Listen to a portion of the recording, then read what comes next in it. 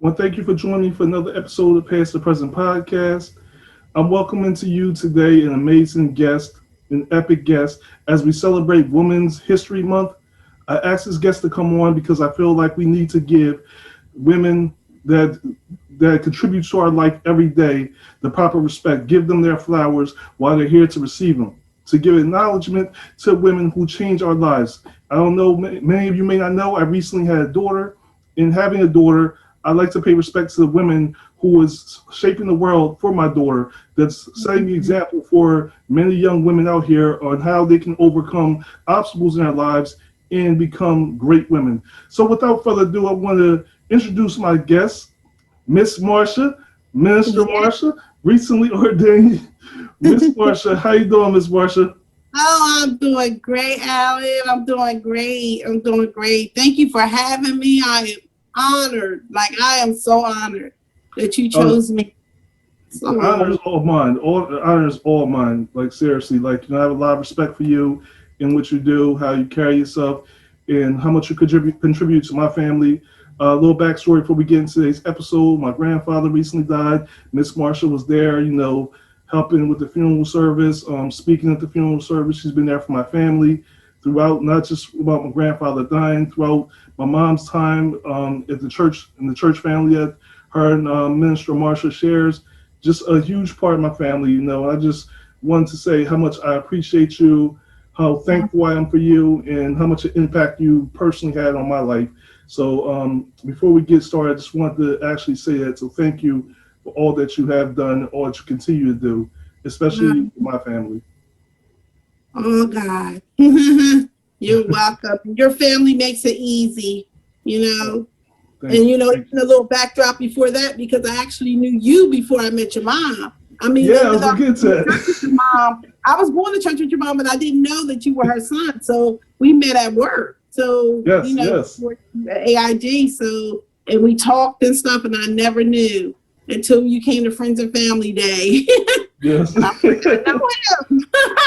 Yes, yes, I Yeah. remember that. So, okay, backstory of that real quick, people. So, me and Minister Marsha worked at AIG at the same time, and when my department moved to a new location, we met. I think it was at break room. We used to talk in the break room. Yeah. At the time, I was going through adoption with my son, and you were. Yeah. I think you were having your grandkids, and we started Yeah. talking. And then one day, like you said, I came to Friends and Family Day, and I seen you up at the pool pit. I'm like, I know her. It was just the craziest thing. It's like, the world is so small, I tell you. But Miss Marsha always been just a genuine person since day one. She's one of the Yeah. people that you meet at work, and the way she is at work is the way she's home, just a sweetheart. My wife, of course, she Oh, yeah. connected with you right away. She loves you. So yes, just an amazing person. Just a whole amazing spirit. That's why I wanted to invite you on because, like I told you, Minister Marsha, you are an amazing woman, a phenomenal woman. I know you have a Thank story which we'll get into in a you. second, but I have a lot of respect for you, and I feel like we need to pay respect to the women who change our lives every day for Women's History Month. So, without further ado, let's get into a little bit of your life, Minister Marsha. So, before you found God and you got into the church, tell me about how it was for you growing up. Well, my mom and my father were married, and we lived together, and they separated when I was 13.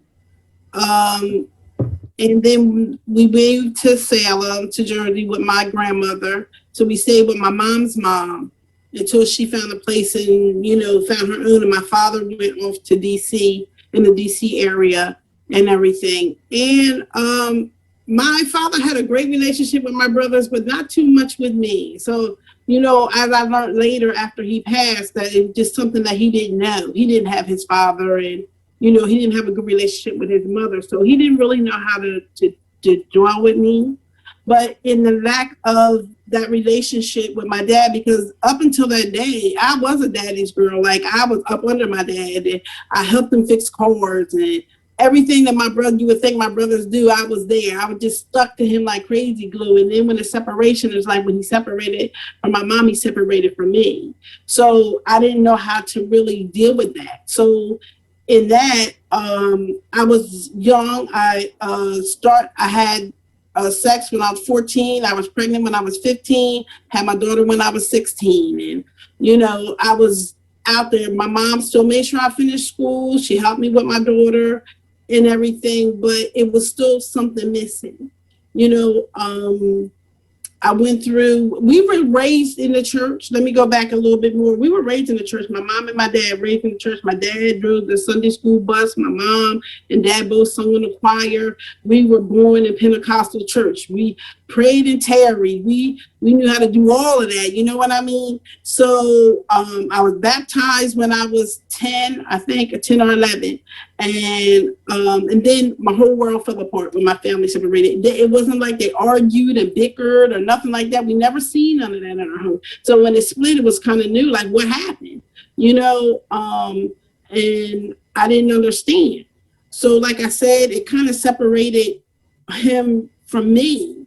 So I'm out searching, and I was very promiscuous out there in my life, and I did things and whatever, and I had no respect, Alan, for men. None whatsoever. I could take you or leave you with you, then I'm done with you. It was like that. So it was up until my brother. It was my brother that was younger than me. I have three brothers. I have one older and two younger. So the one right under me, Marvin, he had contracted AIDS when AIDS just first started coming out in the pandemic and stuff. So he contracted AIDS, and it kind of shut me down, like as far as the life that I was living before up to that day. So I had to ask God, what is going on? Because my brother and me were very close. Like he was one of my twin, even though he was right up under me. Oh my God, my daughter. No, no, no. Oh God. There you Sorry. go. It's okay. Oh, I'm back. Lord have mercy. She will call me. OMG. How do I get back? Okay. Oh, there you go. I'm sorry. But you still have a beautiful picture up, so it's okay. It's all good. It still hurt me, right? Okay. Yes, ma'am. Yes, ma'am. Yes, ma'am. You know, when my brother contracted AIDS and stuff, it kind of like slowed me down to the fact that I was like questioning God, like what happened, like what is going on, and then it made me really guarded. Like I started thanking God that it wasn't me. That could have been me, and not saying that my brother deserved it, but that could have been me. So he ended up passing. My dad passed first in '99. So I really didn't get a chance to get my forgiveness and really get to talk to him like I wanted to. And then, but when my brother died shortly after, maybe a couple of years after that, with AIDS, and it kind of set me in a whole different mindset. What I mean, and really checking my life and what I really wanted to do. And I had three kids at that time. So I had my daughter. And I had two boys. My daughter was by someone, and my two boys were by the same person. But in that walk in my life after that, after my kids were born, it was just something different. My oldest son got into trouble. He was facing murder charges. And the Pentecostal came back. I knew how to pray. I knew how to tarry. I knew that I had to get closer to God than ever because I needed him to do something in this time. So, that's when I really rededicated my life back at that time. That was the thing that really was a rock bottom, because now my son is facing 50 years. You know what I mean? So once I got back into church and got on that path and really, praying to God to work it out, and he did. He worked it out. He didn't get the 50 years or nothing like that. But God showed me even in that he had work for me to do in this side. My mom was a praying mama. My grandmama was a praying woman. They were ministers. And my aunt was a minister.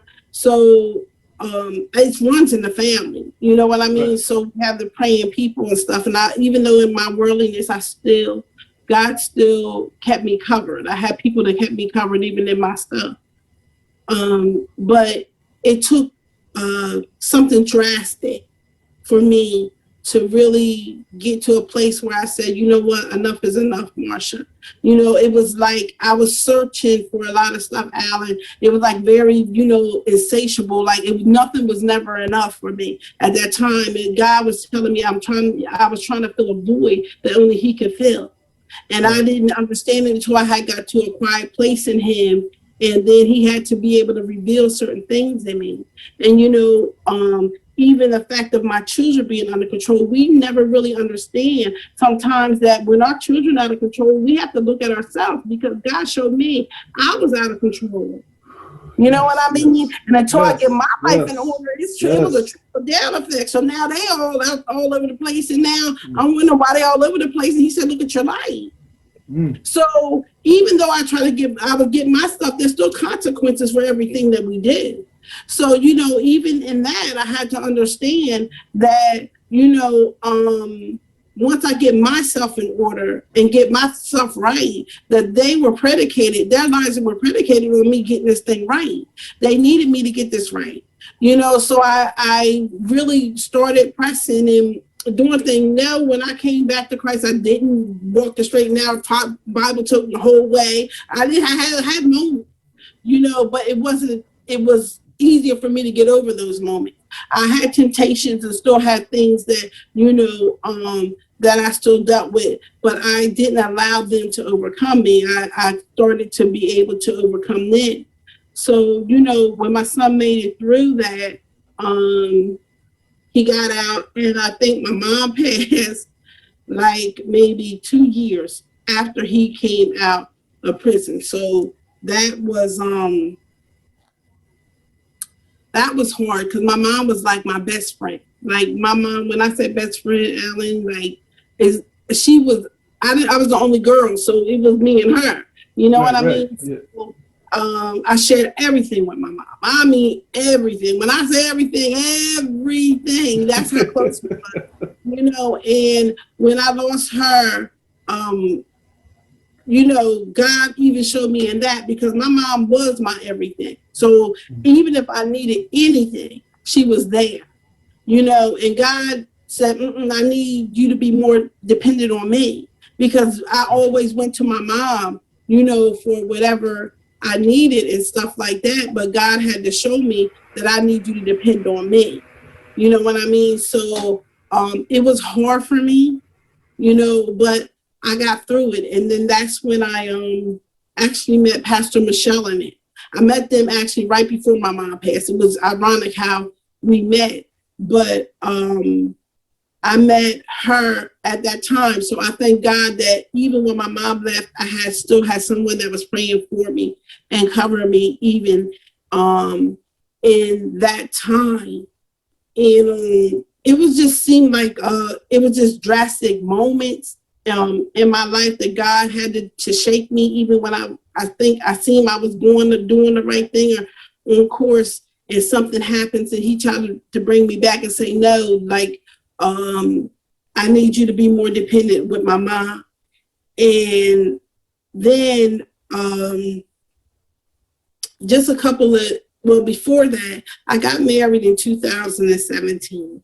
And me and my husband went to Georgia right after to visit his family, right after we got married.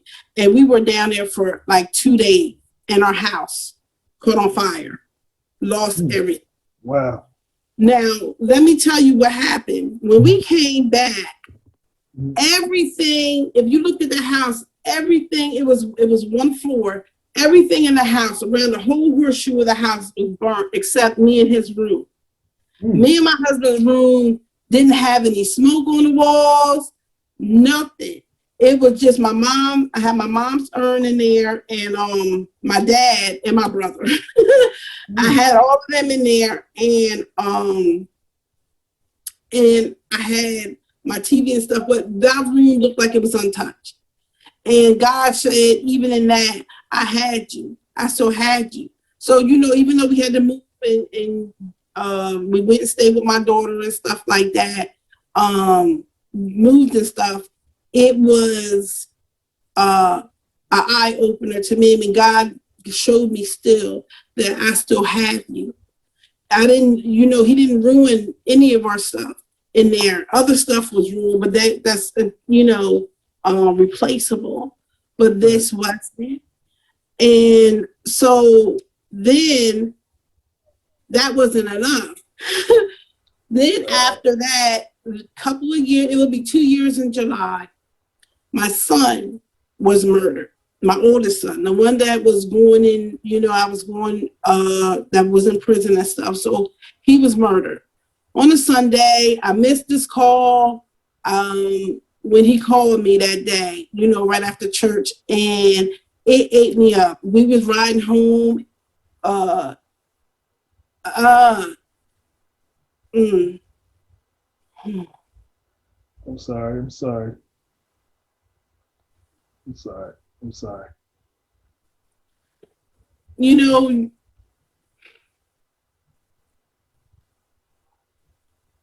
you know, I never understand why God does what he does. You know what I mean? And I know he makes no mistakes. And I kept saying that to myself because I was like, I was mad at God. I was really mad at him. And because I prayed and I thought I was doing everything right. And I'm like, why did you take my son? You know what I mean? So Right. it was a moment in my life that I was really, really mad at him, but not mad enough to not to go. There were times when I didn't want to go to church, and there was times when I felt like I was justified for not going. But the spirit wouldn't let me stay. So, he pressed me to go on, even that. And God showed me that even in the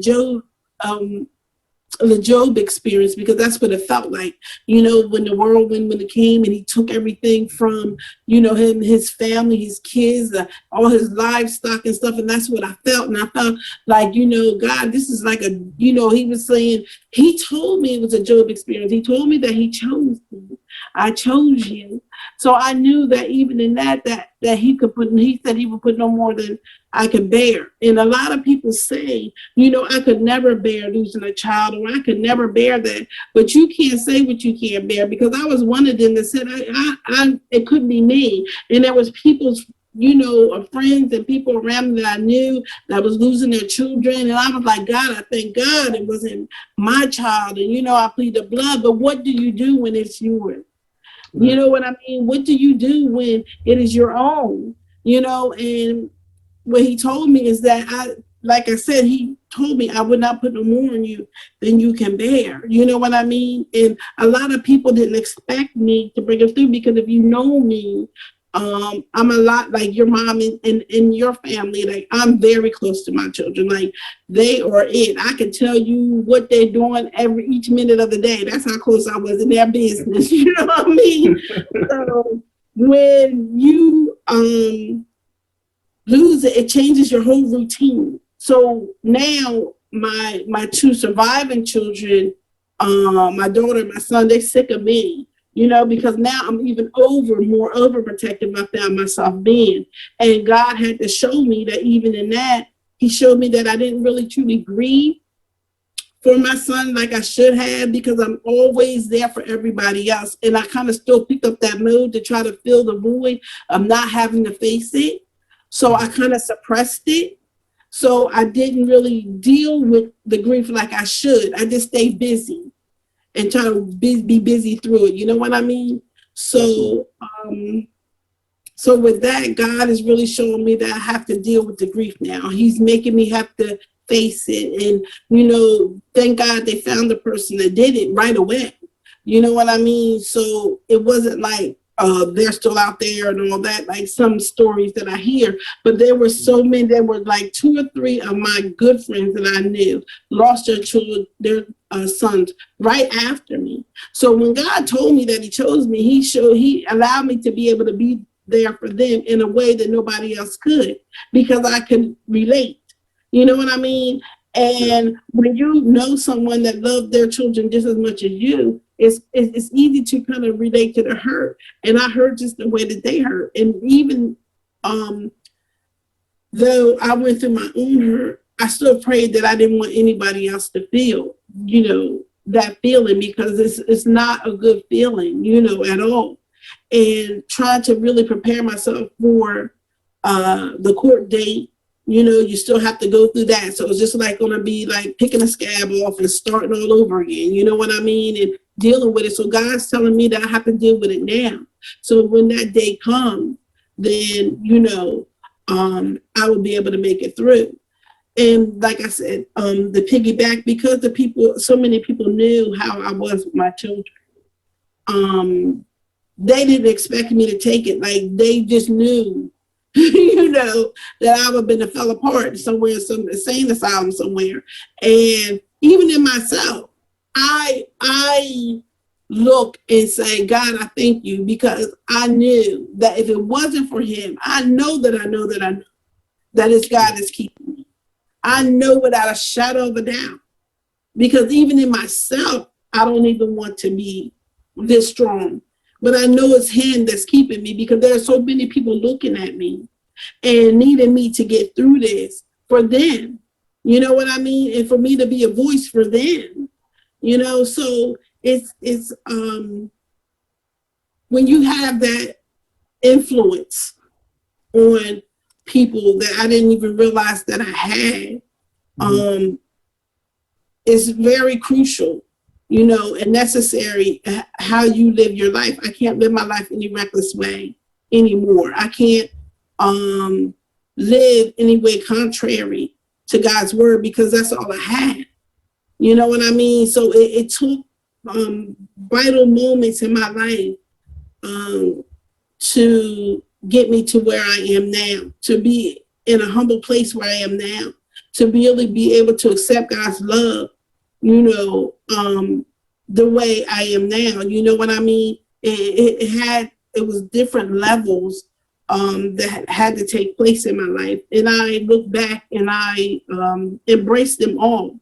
I don't regret nothing that I went through, even losing my son. You know what I mean? Because I know, even though I'm still not through everything, I know that he still has greater for me on the other side. And I also know that it's still more work for him, that he has for me to do, on the other side. So Absolutely, absolutely. yeah. I want to go back to something real quick, and my condolences for your the loss of your son, as well as a lot of your other family members that you lost. I mean, I'm truly, I never had a chance to truly say that to you. I remember when you lost your son, and I wanted to call you, but I also wanted to give you time.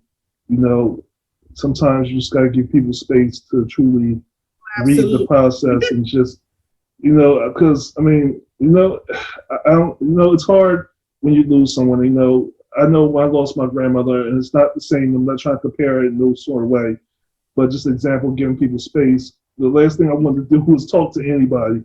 I didn't want to talk to anybody because I was so angry, and it wasn't because it was someone's fault. It was just you needed someone to. I needed someone to blame. I just didn't want to display my anger on people, so I just needed space.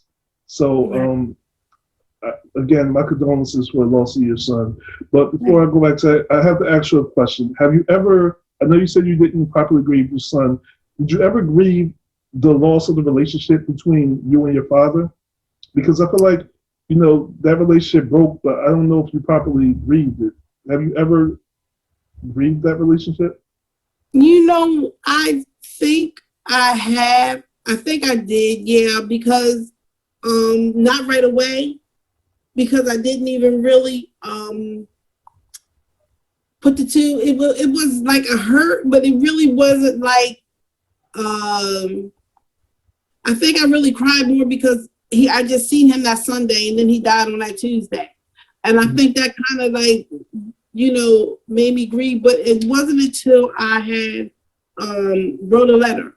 I wrote a letter to him because I was tired of dealing with and I prayed, and God was showing me the root to disconnect with my dad. So I wrote a letter to him that, just wrote all my feelings out and how I felt and everything. And I forgave him. And I just told him, I know that you didn't know. You didn't know how to love me. And I know you didn't know how to, be there for me like that. So, I had to forgive him for that. And I did. And I forgave him. And that's when a lot of the stuff changed for me too, because that was the root of that part of me lacking, feel though I was lacking something. You know what I mean? And it was his love that I thought I was lacking. And he probably did love me, but just not in the way that I thought that he should love me. You know what I Okay. mean? Yeah. So, but that was standing in the way of me allowing God to love me. You know what Mm. I mean? Because the same way I was treating those other guys with disrespect, I was doing the same thing to God. And he showed me that. You're not even allowing me to love you. And I love him when I want something and then I'm done with him. Like the guys in the corner, you know what I mean? And he had to show me that I was doing him the same way. So then that's when he had to get to the root of the issue with the lack of disconnect with me and my dad. And so I didn't have, you know, I didn't want to say, it's just that when he separated from me, because when he stayed in the home, it was, I was just there with him. You know what I mean? It wasn't like he really did any, but he like loved and hugged on me, all the stuff like that. He wasn't really that affectionate type of person like my mom was. But I just knew. Yeah, you just knew, he always had me around. Okay, baby girl, I'm ready to go fix on the car. Come on. You know what I mean? And I just did, follow him around. So, I know how to change my own tire and change my own oil and stuff like that. You know what I was mean? gonna say, okay, can I get tuned up? You know what I mean? I get that fucking tuned up now. You don't want me to mess your car up. But, some of the I didn't want to say nothing, I didn't want to sound greedy, call like, hey, can I get my oil changed? I might be able to change your oil for you, see? But I was like, but just being able to do stuff and learn some of the things that he said, you got to be able to just do more than just put gas and go in your car. You have to learn how to do different things. So, I learned that from my dad to make sure I check all my stuff and all that and keep my car serviced. He said, you take care of your car take care of you. So, you know what I mean? I learned a lot of vital things from him, but when he left, it just seemed like, why did you leave me? It was like the feeling of abandonment and like a feeling of rejection. All that started playing in because I'm like, how was you with me and love me now? But then you and my mom are separated now. You separated from me. You know what I mean? But my brothers will call. He'll move mountains and do stuff for them. But I call. It's just like, oh, I see what I can do. You know what I mean? So it was just like he didn't. It wasn't. He wasn't there. But like I said, God showed me all of it. He showed me that I was dealing with the rejection. He showed me I was dealing with abandonment issues. And he showed me, those things and that I had to give them to him so that give him the God so that he can help me walk through it, so that I can be able to love me first. And then, allow him to love me the way that I, should be loved and what I was lacking. I thought I was lacking, Absolutely. I like one of the things you said forgiveness, and that's a big thing. Like expressed on the show is just forgiveness. If not for the other person, for yourself. Learn to forgive for yourself. But people have a very difficult time where I learned forgiving other people. And I don't understand, they say holding a grudge is like eating a poisonous pill. It only kills you. It doesn't do anything for the other person. But still, people have a hard time forgiving. So it's amazing that you were able to forgive. As far as, people feeling like you will fall apart after, loss of your son, I'm like, I as far as how I know you, I never thought that. Personally, I never thought that. I'm not just saying because you're here, because I just knew the type of person you are. Just a strong person. You've always been, and you have a strong personality. Not meaning like you're like, ooh, no, like just you can tell when you look at someone that they're strong and their belief in God is strong, and you always carried yourself that way. And like I said, helping others through difficult situations and all the things that you experience in life, the ability to sit here and smile and have that beautiful smile you keep on your face and that smile you on face in that picture that popped up with you a little while ago, it just shows, it just shows the strength in you. Sometimes you see a person's strength through that smile, to be able to smile through all the things and trials and tribulations that they've been through in their life. But I have to ask you a question. So growing up in the household, I don't know if it's just a black household because I don't speak on black people. I don't know about white Latino people and all that. But the black household, when we go through things with our parents, we operated under a kid's supposed to be seen and not heard. So when you went through the thing where your mom and your father broke up, was there any conversation or were you even allowed to even ask questions like, yo, what happened? Like, what's going on? Because like you said, you didn't see anybody fighting or arguing. Were you even allowed to like approach your mom like, hey, why did you and dad break up? Can I have a conversation? Could you have a conversation? Like, how did you feel? Or was like a stone wall that you know not to approach? Well, we didn't. You're right. It was a wall that we just did not ask. She said, "Come on, pack up." She came in. Her lip was bloody. And my dad was there helping her, giving her a rag. So I didn't know there was an accident. I don't know what happened. He was there. They were both there. So she just like, come on, we're leaving. And she said, get your stuff. And she said, and we just left. We packed up and we left my dad, and we just never went back. So it wasn't until, oh my gosh, when I was grown. I think I might have been 25, 26 or so, when she actually told me the story that my dad was trying to kill her. He couldn't find the gun. He beat her up and was trying to kill her, and he couldn't find the gun out there where he had it buried. And she got away from him and made it home and grabbed us, and we left. And I was like, wow.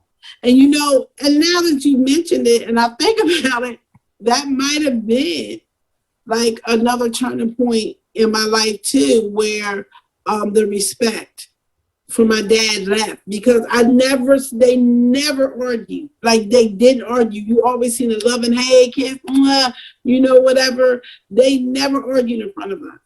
Never aired dirty laundry, never did none of the mad stuff and loud voices. We didn't hear none of that in our household at all. You know what I mean? So it was, we just didn't understand it. And I don't think my brothers even know. I know she told me, but I don't even think she even told my brothers really what really happened. And I think they just never really, mommy said we had to leave and we just left. And like I said, they still had a kind of relationship with my dad, because my dad would come and get them like sometime for the summer, but he wouldn't take me. He would just take the boy. So sometimes on different summers and stuff, and they would stay. And then when my brothers got older and they got unruly, they wouldn't stay with him. And, towards the end, until they were grown and stuff. So they had a better relationship with him than I did. Okay, yeah, but we didn't ask. We were that kind. Yeah, like you said, we didn't ask no question. We didn't stay in grown people's conversation. When grown people came, we had to leave. We didn't do that. We ain't stand around listening. We didn't do none of that. No. So yeah, that's how we were raised. Yeah, if you wanted to keep your teeth, your eyes, and everything else. Yeah, I mean, absolutely. You knew back then. You knew not to say certain things. Just stay out of certain conversations. Yeah, but it leads to other thoughts, like when you see kids now, when you see how adults now deal with mental health issues and stuff. It's a lot because we weren't allowed to express ourselves or to talk or have those conversations. I'm not saying our parents didn't all screw us up, or I'm not saying our parents didn't screw us up, because a lot of times our parents, we weren't allowed to have conversations with our parents. So as an adult, when we're unwrapping all these issues and feelings inside of us, we don't really know how to express ourselves or to talk about what we're feeling. So, a lot of times we act out in ways that are not good. But right. I have to ask you a question though. I'll make this the last question and we'll move on to something else. You said that your dad didn't know how to be, I guess, a father to you. I don't want to misplace your words, but you basically say you didn't know how to be a father, but he was there for your brothers. Can you expand on that? Like, was it towards how to be a father toward his daughter, or to me as his daughter? And the reason why is what I found out, because I didn't know much about my dad's side of the family. Like I only knew his one brother. I didn't know of my Uncle Dickie. I didn't know anything about none of his other family. And my mom would not tell us nothing. Like what we trying to find out the family tree or whatever. I knew my dad was adopted by my Uncle Dickie's family, but I didn't know the justification of what was going on, and until I think it's been about like 3 years. Well, no, right before I got married, maybe 2016, when I talked to my Uncle Dickie. My mom had already passed, and I asked him like, what was it? He reached out to us, and we went to a family. We met some of our family in Paulsboro. So we went down there and we kind of met my dad's family and some more his side, his real sisters and brothers and stuff. So I was asking like, well, what happened? His mother my dad's mom had mental illness. She was in a mental institution, and she dealt with mental, and they took my dad from her because she dealt with mental. Now, where his dad is, I don't know anything about his dad, but I know his mom had mental issues, and they really didn't get along, well, and maybe because of the mental, illness and stuff, but just getting bits and pieces of it, I was just like, okay. And my Uncle Dickie said that he really never really got along with any female. Like it wasn't like long-term relationships and different things like that. Like so I was like, okay, wow. So maybe it just kind of like, made me understand my dad a little better. And maybe because he came from a broken home, and his mom wasn't all the way together, and it was just him. You know what I mean? From his mom's side, he just didn't know how to deal with, a woman, or maybe he just didn't know how to love her the way that he should, because he was never taught that. He just didn't have it, Right. so. It makes sense. Let me put it that way. It makes sense. A lot of men and women in that situation where you raised with a father or mother who doesn't show you that affection, makes it hard for you to show affection to another sex, or to like your wife or your husband. You walk into those relationships, carrying on the issues from your parents. And a lot of times people don't realize that when you get into relationships, you may have a man who had a negative relationship with his father, and his mother, and you wonder why, that relationship is translating the way it is to you. And they say that. And they say that too, because they say you can tell how a man is going to treat you by the way he treats his mother. Yes. If they respect their mom, and they're really have a good relationship with their mom, then they're going to be good with you. But if they have a rocky relationship with their mom, woe unto you, because it's going to be some rock. It's going to be an uphill battle. Not saying that they're unsavable, but you're going to have some trouble, because if they don't respect their mom, it's going to be hard for them to respect you. Really, it is, especially with boys and their mothers. It's boys and mom. You know what I mean? I have a very close relationship with my sons, but you can tell, like I said, how they're going to treat you. If they disrespect their mom, they're going to disrespect you. I really believe that. Absolutely. I want to go on to a little lighter note for a second here. So, question, because you said you got sons, and you got daughter. What kind of advice did you give? Relationship advice did you give your sons and daughters when it comes to dating and such? What kind of advice did you give them? I'm just interested. I'm just interested in what kind of advice did you like? What kind of advice did you share with them when they showed interest? Was it different with the boys and girls? Because I know with me it's different. Okay, Yeah.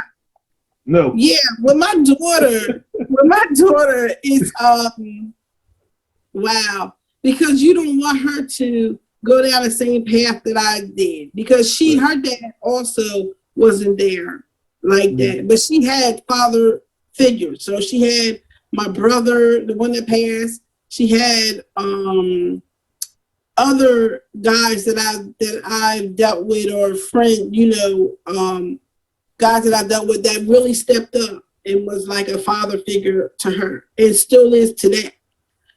So she didn't really miss anything in that, but she still missed the lack of her biological father. If you ask her, she says she's fine. She didn't really miss it, but I just want her to be mindful because my daughter, she was born 3 days after me, and we kind of grew up as friends because I was 16 when I had her. So, we kind of grew up as friends too. But I just really, she has a giving heart. And my daughter is so easily, like she loves to love, like me. Just love to love people. And when you're that open, you get hurt a lot. Yes. So I try to tell her to be able to look, to be more cautious. You know what I mean? You have to really kind of guard your heart and then really allow God to open it, because she was born and raised in church too. My boys wasn't like she was because I was still living in my mom's home, so we still had to go to church. but but she was there. She know Jesus. Yeah, So Bible study, Sunday school, yeah. Yes. Sunday to Sunday. So so just to tell her to guard her heart and really be cautious, about who she allows in and not to be so trusting, because I used to be like that too. I trust you until you give me reason not to. But you can't live like that today. You know what I mean? You really can't. Yeah. You can't trust them now. And with her, she's been really good. I don't really have too many things because my daughter, like me and her, are like best friends too. So she comes to talk to me a lot and about stuff in her relationship. So we have an awesome friendship and relationship. So, even before she had sex for the first time, she came and talk to me about it. And that what she was deciding to do, what she wanted to do. So we have that kind of relationship. So she is very easy. She doesn't have really that's been around a lot. She has, long-term, relationship until it just doesn't work out. But sometimes when I see stuff that I don't think is right, and I'll tell her, sometimes, kids, we don't listen all the time. We still got to walk through it into ourselves, and then I just be there for it at the end, because sometimes it's easier to see it on the outside when you're on the outside looking in, that it's not going to work. But even myself, I had to go through it myself. So my mom just let me go. She didn't like it, but she just allowed me to go through it and just was there for me in the end. So, but thank God she's good right now, and she just concentrating on her kids. So, so, and my son, oh my God. Yeah. I'm waiting for this one, see, because mom and their sons, yeah. Moms with their sons. I'm just waiting for this one. That's a different kind of, yeah. That's a different kind of conversation, because I don't like a lot of the women that they pick. You know what I mean? So it's different, I was waiting for it. You know what I mean?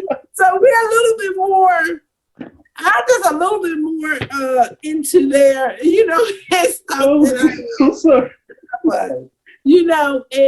But I still allowed it. I tolerated some of these girls, but I didn't really like, you know what I mean? So, but then when they bring the babies in, they have the babies, you gotta kind of have to, love them, when the grandbabies come in. But I also have to tell my sons, because they were out there promiscuous and sticking around, and I say, when you cheat on these girls and then they come back to me and they crying and boo-hooing, you gotta understand, oh, you mom, you always taking their side. Yeah, but I'm a woman first. You know what I mean? I'm a woman first. So that could just be me. You wouldn't want nobody to cheat on me, or you wouldn't want nobody to mistreat me or do that to me. So you can't be doing that to other people if you wouldn't want that to be happening to me. And so both of my sons had daughters. They have daughters. So I'm like, you got daughters. You want somebody to treat your daughter like that? What would you do if somebody treating your daughter the way you treating your mom? Right. You know what I mean? I'd rather you just leave them alone. Why cheat on them? Leave them alone. If you don't want to be with them, leave. You know what I mean? Mm-hmm. So it's just putting, you know, put my, you know, my foot down with them. But then I had to, you know, continue to, I asked God to forgive me and to forgive myself, because that is a seed that I planted. You know Okay. what I mean? It started with me. Okay. You understand? So I'm like, I have to deal with the consequences of this, but I can't leave them out there like that. You know, I still, you know, try to guide them in the right way. And now that I got myself in control and right, I'm just allowing God to do what He has to do to get them there, because they have to still go through their own journey. I understand it, but I'm like, with the boys, it's just it's just a different conversation, because I understand. with a I daughter, you understand. know, they bring babies home. You know what I mean? They bring the babies home and stuff. So you got, there's a whole total you gonna learn, you know, a whole different conversation you gonna have, and you know, and but even with both of them, I'm all in, like, whoever they're dating. Mm-hmm. I gotta know them, their mama, the mama. You know what I mean? Who you? What's your name? Where you from? Where you? Yes. Yeah, they'll tell you. The Yes. whole low down showdown. You Yes. know, and I want to meet them. You know what I mean? I need to break bread with them. I need to know what they're all about. I like them or don't like them. You know what I mean? I still need to know, you know, who Yes. you're dealing with. You know what I mean? And so it's just really being in, you know, that's a good and a bad thing though too, Alan, because, you know, I have the girls, and then they all call me. Mm-hmm. You know what I mean? They call me like, oh, your son did this, or oh, your son did that, or you did Right. something, Right. whatever. And even well, my daughter, her, you know, the guys that she would date with or whatever, and they're still good friends with me. And like if Michelle did something, my daughter did something, they would say, oh, she did this, and call. So sometimes it's good that you're close to the people, and then sometimes Yeah. like, oh man, like Sometimes y'all need like, to oh, figure that here it out. is. You Right. know what I mean? Y'all gonna figure that out. You know, work it out. But it's a blessing. And you being a father with a daughter, oh my God, so that's the. Are you ready? Are you ready? See what happened was I already listen. I had the conversation with my daughter already. Okay, I know she's turned one next month. I'm gonna tell you right now the conversation I had with my daughter. If a boy that she knows tries to talk to her, I want her to. I told her, you tell him my dad got a gun and he's crazy. If a boy you don't know try to talk to you, tell him my dad said I'm not allowed to talk to strangers. Okay. You already got You already had the conversation. I said, listen, when you're 40 years old, I'll be glad to walk you down the aisle. You know, you can start dating. 40. Not 40. Listen. I'll be honest with you right now. I was ready for everything with my daughter, but the idea that one day she's going to date somebody. You know, all seriousness, I just pray that my kids, you know, find somebody that loves them and respects them. And I always say that make sure you love and respect who you find. But the other part of me feels like, listen, man, that's my baby, you know? That's my baby girl. So it's going to be hard for me. I know it's going to be hard for me to, like, see her dating somebody and let that go, you know? Just, I don't know. You got to pray for me. You got to pray for me. I got you. But as long as you show her that love, as long as you give her that love first, as long as you set the standard for that guy to come, you know, I love you. I know. You know, I know. My dad loved me too. You know what I mean? You give her them flowers. You give them flowers. You give her flowers. You take her out. You know what I mean? So you set that bar so that guy can't be compared, so she don't feel that she's losing nothing. You got to come better than that. You know what I mean? If you set a bar with when a dad sets a bar with a daughter, she needs to know love first from daddy. Yes. You know what I mean? Or else she's gonna be all over there looking for everybody else. And that's why you know what I mean? It starts at home, and even the love that you show to your wife, they look at that. Yes. You know, they see even your son. They need to see that. Yes. You know what I mean? A healthy relationship. I mean, yeah, some people have their ups and downs, and they need to see that too. Mm-hmm. But it shouldn't have to be all the time. You know what I Absolutely. mean? But they need to see it because they are prodigies of you and your wife at the end of the day. When they go out, that's prodigies of you and her. Yes. Yes. Y'all made it. You know what I Yes. mean? Yes. They represent you. Yes. Yes. You You're know right. what I mean? Absolutely right. You're absolutely So right. if Yes. if y'all cussing and carrying on it at home all the time, and then the kids in school cussing and carrying on, you can't be sitting up there and getting mad at them. You when they see this Preach. at home, this is all they see. You Yes. know what I mean? So if you give her that love and show them that love, and you know, and I know Coco does with the board. You see it all the time on Facebook and stuff. Yeah. Yeah. Hurricane, but that love is so important. They need that because that just shows them how to love. You know, the guide your sons to grow to love women, and for your daughter to receive love. Because if you're not Mm. coming no better than what daddy doing, then I don't want you. You know, Absolutely. because people already have that bar set. You Absolutely. know what I mean? Absolutely. I think back to my mom. What made me, I would say, make me the husband I am is something my mom said to me when I was young. She said, whenever you encounter a woman, date a woman, this is what she said to me: treat her how you would want someone to treat me, and treat your sister. Think about that. If you don't want nobody beating on me, then you shouldn't beat on the woman. If you don't want nobody cheating on me, then you shouldn't do it. And I always took that advice to heart, and to this day, I live by that. Like, wherever I go through with my wife or anybody I was dating, I always keep in mind my little sister and my mom. And I say to myself, okay, do I want some dude, getting a phone call from my mom or my sister saying this dude then, disrespecting her or hurt her in a way?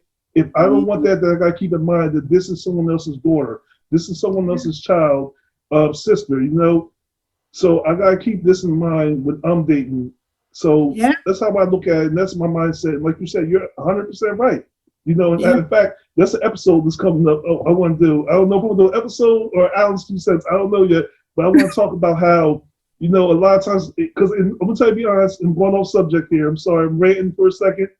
It's But okay. one of the things that irritate me that I see older people do is talk about how the youth is now and just how bad they are and how the world is. And I was saying to myself, like, well, you helped create this youth. Like, let's keep in mind, you saying people saying complain about it, or Okay. these are your kids out here. And you got to Right? think about it. A lot of these kids came from the crack epidemic and then from the epidemic of parents putting phone bills in their names, cable bills in their name, electric Come bills. on.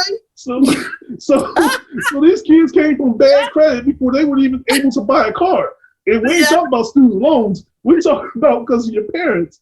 And these yeah, same parents now are turning up their nose like, I can't believe these kids this way. But even going back to what you said earlier, like we couldn't express ourselves to our parents, like, yo, how we felt. If our parents yelled at us or made us feel some type of way, we couldn't go back and say, hey, mom, I didn't like the way you yelled at me or talked to me. We're going to get smacked again. We would get yeah, smacked across the floor again if we express that. And then you look at these kids, you're like, I don't understand why they're so angry. And how are they supposed to express themselves if they was never taught that? And I say yeah, to the older people, you got to take some responsibility into this generation now was created by you. And like you said, and even with my kids, good, bad, and ugly, I tell people, I got to take responsibility for the negative as just what is positive in my kids. If oh they yeah, are acting a fool, I gotta yep, say, I can't sit here and say, oh, I didn't teach you that. Some part of me showed them that that was okay. I ain't yeah, saying I'm perfect and not sitting around don't do nothing because I make my mistakes. I'll be honest, but we definitely have to take responsibility in the parts we play and understand that though we play a part, we can't at the same time control everything our children do. Because I talk to my sons all the time, and I know you can relate to this. It's just difficult raising kids in all seriousness yeah, in these time yeah, periods because I'm having conversations with my kids that I didn't have when I grew up, and I just look at the world like when I was 11 years old, I was taking myself to basketball games, and I just can't see myself even my son doing that. I'm fearful of my son going outside to play. And it's just the yeah, world's so different than when I grew up. But yeah, it's just and I always express to my kids. I have this thing in my house, and I'll end it with this because I don't want to take too much of your show. This is all about you. But I end it with this.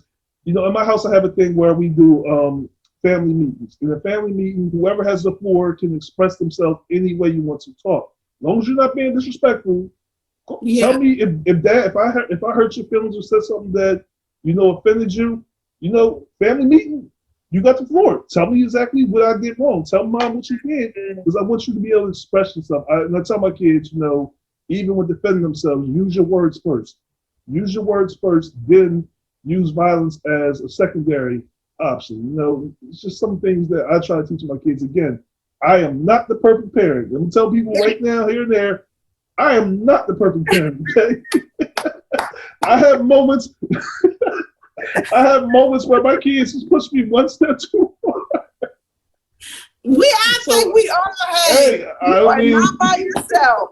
You are not by yourself. But it's something that you said though about the parents talking about the kids and being disruptive and stuff and not doing stuff. Even if we didn't learn it, even if we came from an era, like you said, where we just don't say anything and where we can't speak up and express ourselves, there has to be a change or it's going to be a continuous generational thing. Yes. So the kids, people don't understand that discipline is necessary.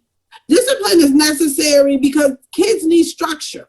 If you don't give them some type of structure in their life, they're going to be unruly kids, unruly adults. It's going to go on and on and on. People think that you have to discipline. All discipline doesn't have to mean that. I mean, some kids need it now. They need it. They need it. Yeah. But sometimes you can still discipline and take stuff away and be strict. And you have to be consistent with it. Yes. If you're a husband and wife, it has to be consistent in the house. You can't have one that's lackadaisy and the other one is no, why the kids, I said they're on punishment. Oh, well, your dad ain't here going. No, everybody has to be consistent because if they don't have that structure as children, they're going to, like I said, they're going to be unruly adults as well. So they need that.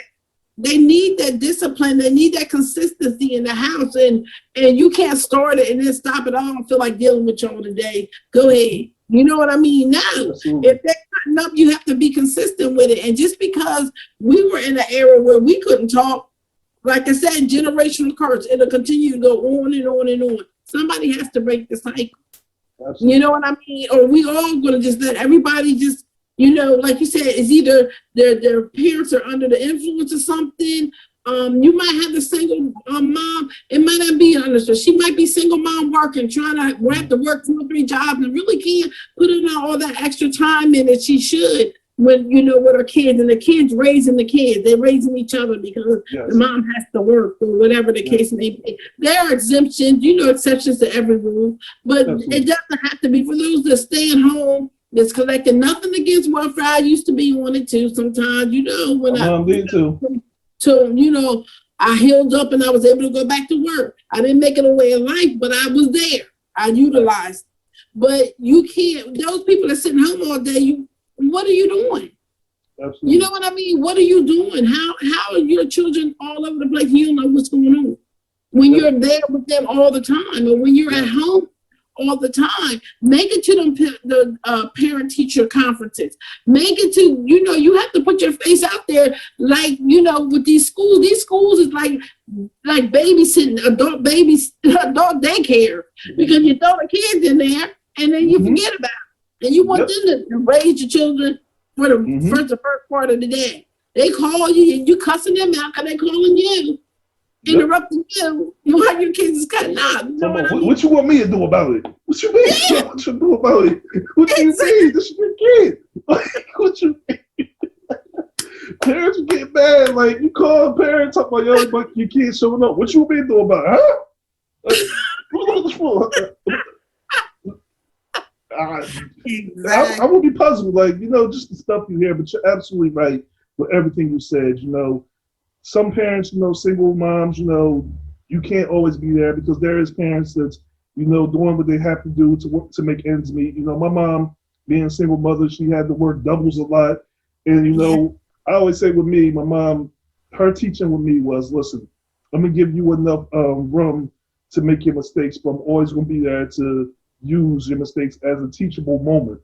And she did that. She gave me space to go out and see the world, and she never hid anything from me. She explained everything, answered all my questions growing up. and it made me more knowledgeable and less curious about things, dangerous things to get into, because there wasn't no like curiosity, like, oh, what's happening around here that you're trying to avoid me from or keep me from. It was like, yo, this is what it is, this is what Yeah. it does. Now, what you Yeah. want to choose to do? And once she said that, I'm like, oh, okay, well, I'm not curious about it no more. And that's one thing we got to do as a parent is take away that curiosity Oh of yeah. certain things. We think we're protecting our kids, so we hide things, and we're not. You're just And giving them more interest in trying to figure out what you're trying to hide. It's like mhm. Christmas presents. You hide the Christmas presents, they gonna go looking for them. You know what I mean? That's right. So That's yeah, right. but yes, I can talk to you for hours. I'm telling you, I can sit here and I can talk to you for hours and hours. But Yeah. before we run out of time, I got a couple more questions, real quick. I'll just ask them real quick. Yeah. So, how did you're currently married now? You've been married. I was trying to calculate the amount of years in my It's head. 17, no, it's been going on 5 years. We're gonna be 5 years in October. Okay, Five okay. years in October. So, what changed in your life that you were able to respect your current husband, able to love him, how he felt that he needed to be loved as a man? What changed in your life to be able to accept him? This relationship where you weren't able to accept him before. What changed?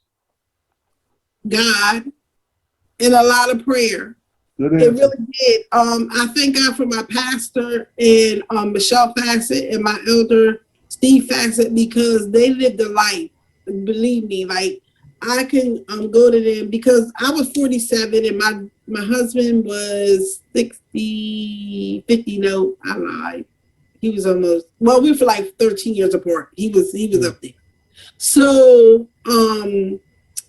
he was setting his ways, I was setting my ways. So we didn't live together until the year, once he proposed, I said, you stay with me and, give up your apartment because we were saving for the wedding.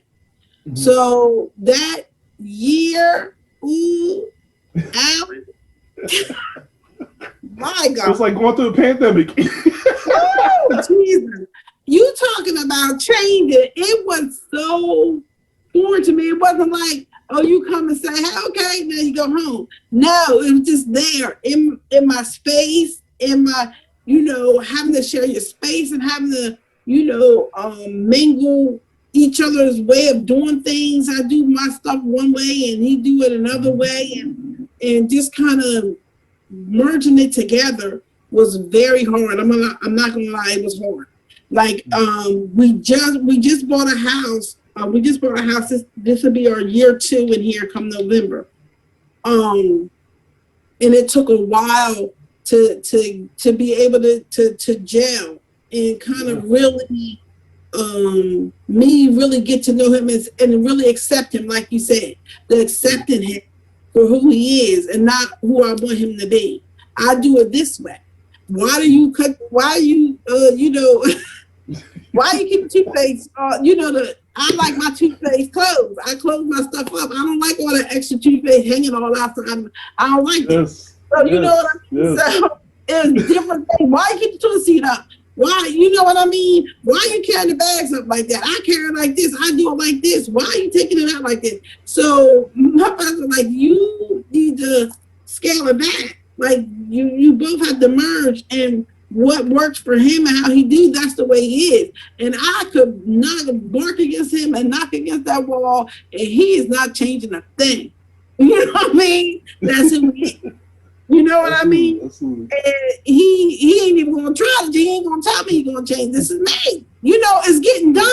Why are you Right. worried about it? Why does it matter how it got done? As long as it get Right. done, Right. right? So once I start getting my eyes, taking my eyes off of him and really just concentrating on me, it got really better. You know what I mean? And Mm. I'm not focused so much on the stuff that I think that he's not doing the way I do. You know what I mean? If I feel as though it needs to be done my way, I just need to do it. You know what I mean? I'll There just go you ahead and have do it. it. There you You know have what it. I Yep. mean? So and then Absolutely. I won't have to argue about it because I done it my way. You know what I mean? And so it's just we're still gelling. Yeah, we still um really settling into the ways of each other and still learning each other. You know what I mean? It's not like when when you live with somebody all these years and y'all get married, you kind of, figure out, fill them out. But when you don't have that time like that, and you kind of like thrown in there, you know what I mean? And even though Yeah. that's the way it's supposed to be biblically, you know what I mean? You get to know them and stuff. It's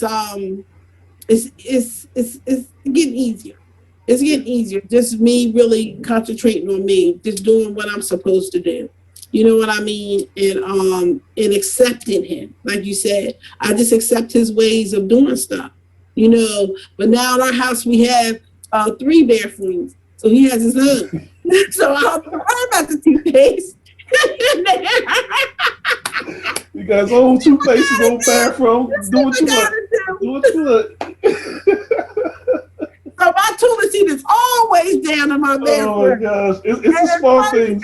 because when he used my bathroom, I knew. I said, try to use my bathroom. He said, how you know? I said, because my toilet seat is up.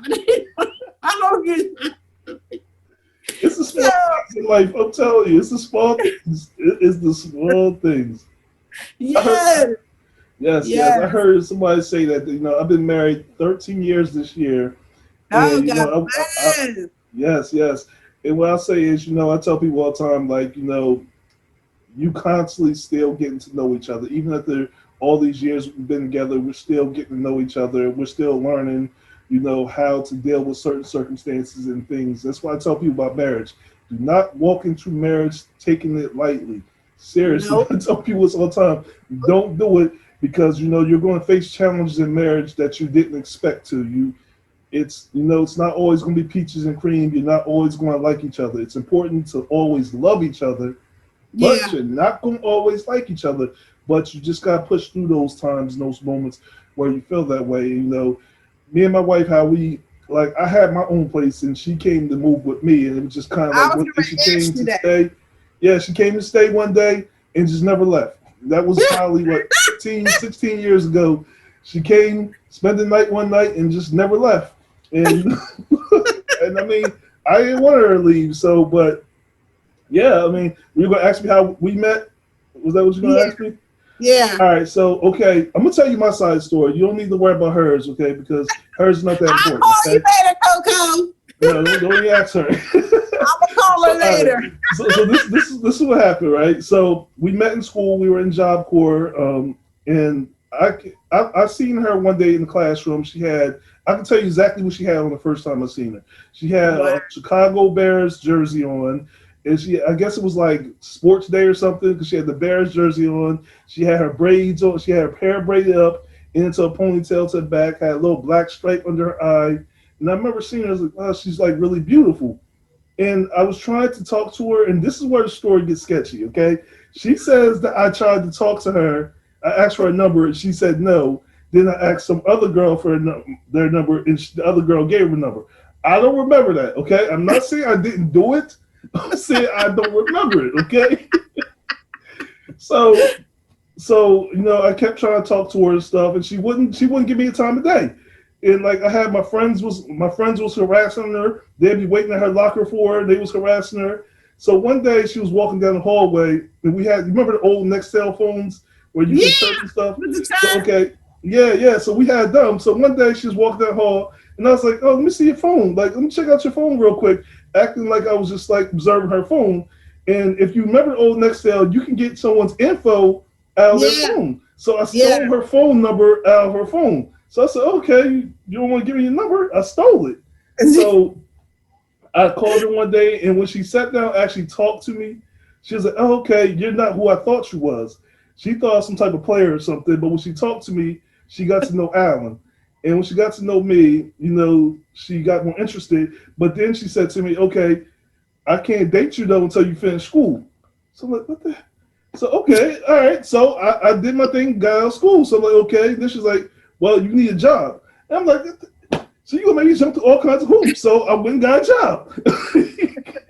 But I always say, I give my wife all the credit. I say, I'm the man I am today because she pushed me to be better, and always that kind of Oh, pushed me. Then she said wow. something to me. She was like, don't tell me what you're going to do for me. Show me. Don't tell me what you're going to do.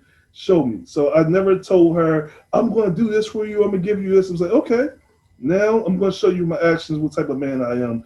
But that's how we met. Like I said, she has, difference, That story might locality. be a slight different, The right? Just a story little might be bit. a little different, but I think my story is the truer story. I don't recall asking for anybody's number.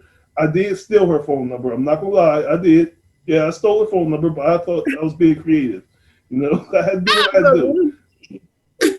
But yeah, we had interesting, and I'm gonna have to sit down one day and just like talk about our relationship because we had it's last 13, we've been together 15, I want to say 15, 16 years total we've been together.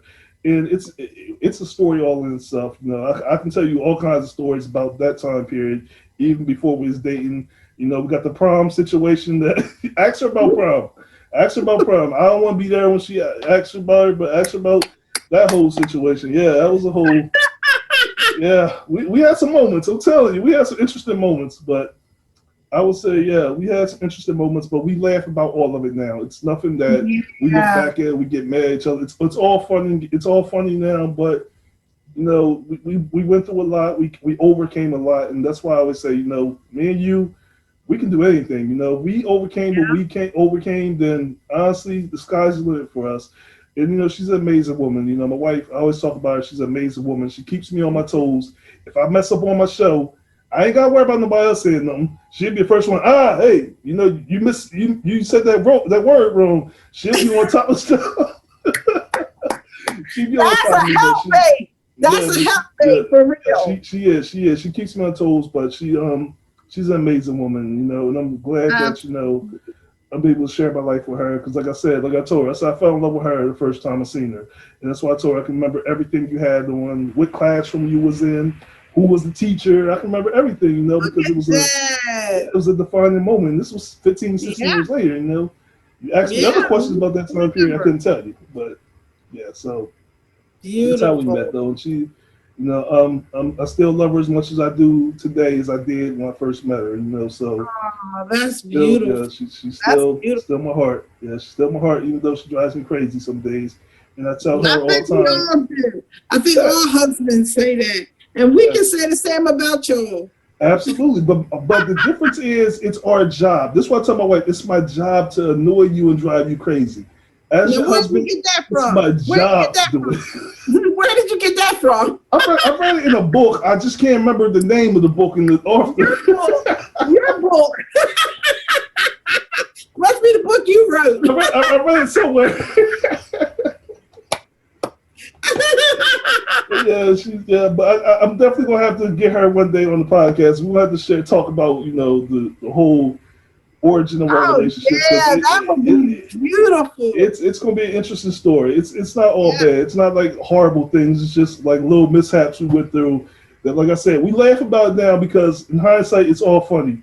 It was just a bunch of bad mistakes by me, miscalculations by her. That's how the Yeah. whole prom situation turned out. The prom situation is all her fault.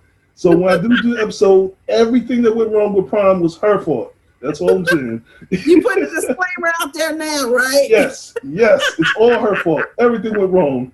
But but okay, so I'm gonna close out with this. I'm gonna ask you a question, okay? And I have never asked any guest this question. This is a new thing, okay? It's a new Oh, question I'm asking. This is something that I'm trying with myself as well. So this is a very important question, okay? All okay. right. If you had the opportunity right now, there was a time machine created, and you can go into the past and into the future. What would you say to your past self? And it's at any point in time, your past self. What would you say to your past self, and what advice would you give to your future self? Wow. Wow.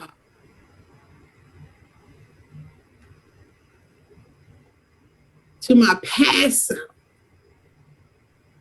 Any point in the past. It could be when you were 14. It could be when you were 30. It could have been yesterday. Just any point in your life. To my past self, I would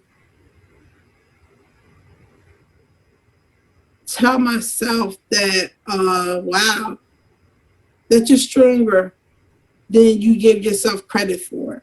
Mm, And a lot of people see me as strong, but within myself, a lot of times I don't feel that way. So But to see the places that I've gone through and the stuff that I've been through, I would tell my past self that, I'm stronger than I give myself credit for. Mm. And my future self, I would say that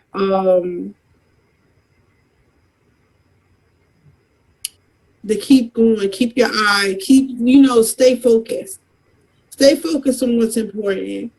Um, in front of you, because it's so many distractions and so many things that's able to kick you off your post. And the enemy is so mad right now that he's Mm. all over the place and he's trying everything to kick you off your post, to make you lose your focus, because people don't understand your focus is so important. And I think I heard Pastor Mike talk about it, like how we don't guard our focus, how we, just so lackadaisical with our focus, we so easily distracted and swayed and whatever.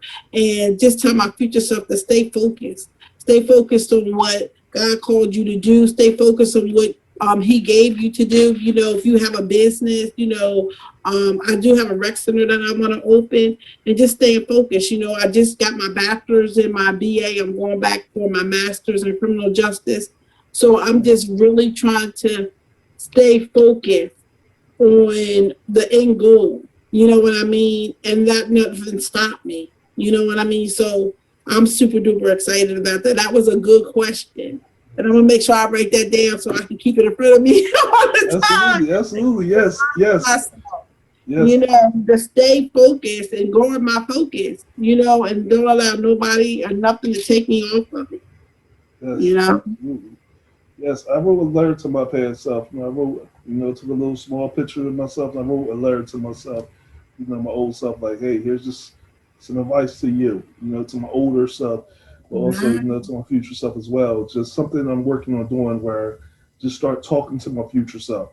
Just start talking to my future self, have some kind of reference point to look back to of where my mindset is today. So that's a new question I'm going to ask every single guest. So if you think about coming on the show, think about what your answer is going to be to that difficult question.